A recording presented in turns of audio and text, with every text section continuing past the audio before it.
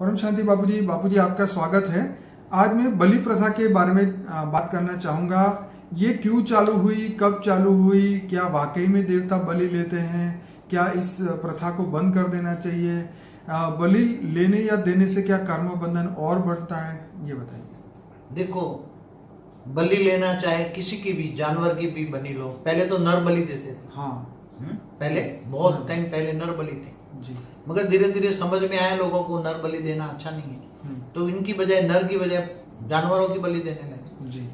और जानवरों की जो बलि देते हैं तो जानवर तो अंत में तो एक आत्मा है ना, एक जीव तो है ना। आत्मा नहीं कहेंगे तो जीवात्मा तो कहेंगे। जीवात्मा तो उसकी बलि देकर क्यों देते हैं? जैसे महाकाली को वो बकरा चढ़ाते हैं या जो भी मुर्गा चढ़ाते हैं, क्या क्या चढ़ाते हैं, चढ़ाते रहते हैं ना। तो वो जीवात्मा तो है ना, जीव तो है ना एक उसमें से। तो उसका वास्तव में ये क्यों चढ़ाते हैं? हाँ। जब से भी आत्माएं, मनुष्य आत्माएं तमोप्रधान बन गई, ठीक है।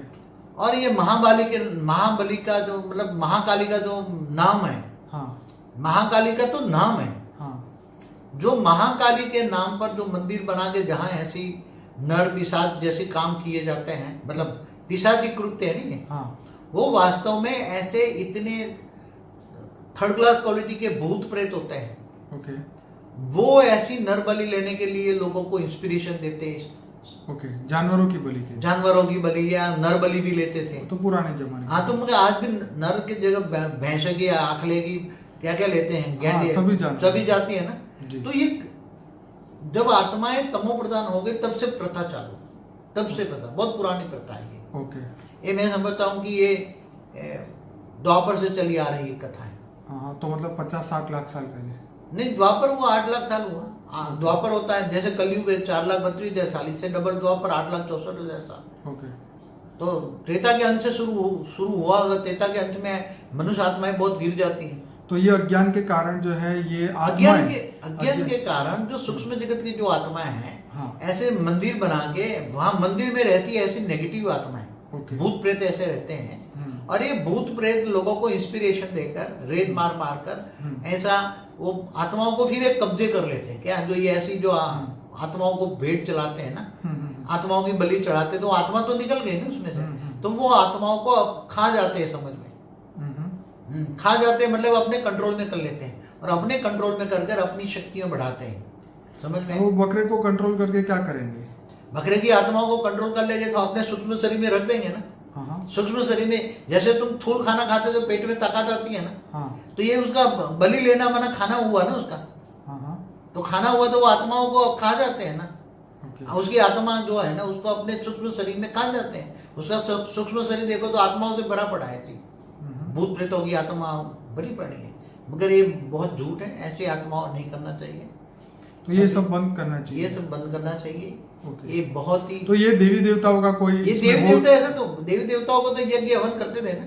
अच्छा, तो इनको ये सब चीजों की जरूरत ही नहीं। देवी देवताओं को भी यज्ञ हवन करते थे ना पहले। हाँ, जैसे आपको जिस देवताओं को जैसे बारिश चाहिए तो यज्ञ हवन करते थे तो बारिश होती थी ना। ठीक है। देवी देवताओं तो वायु देवता, जल देवता, अग्नि देवता, सारे देवताओं को यज्ञ हवन से खुश करते थे ना। हाँ, वो हविष देते थे ना। हवन में से जो हविष निकलती है वो हविष वो लेते थे, वो चाहे ब्रह्मा हो, विष्णु हो, शंकर हो। लेकिन ये बकरे से उनका कोई लेना देना नहीं, जानवरों नहीं। ये तो महाकाली के नाम पर, ये भूत प्रेत नेगेटिव काम करने वाले महाकाली के नाम पर। बाबूजी, ऐसे हमने बहुत वीडियो देखे जिसमें हजारों लोगों ने दावा किया कि मैं महाकाली की आत्मा हूँ, मुझे बलि चाहिए, फलाना चाहिए। मतलब ये ऐसी तो यूट्यूब में वीडियो भरी पड़ी है जिसमें लोग ये दावा करते हैं कि मेरे अंदर महाकाली आती है, कोई कहता है मेरे अंदर ये माता आती है, वो माता आती है।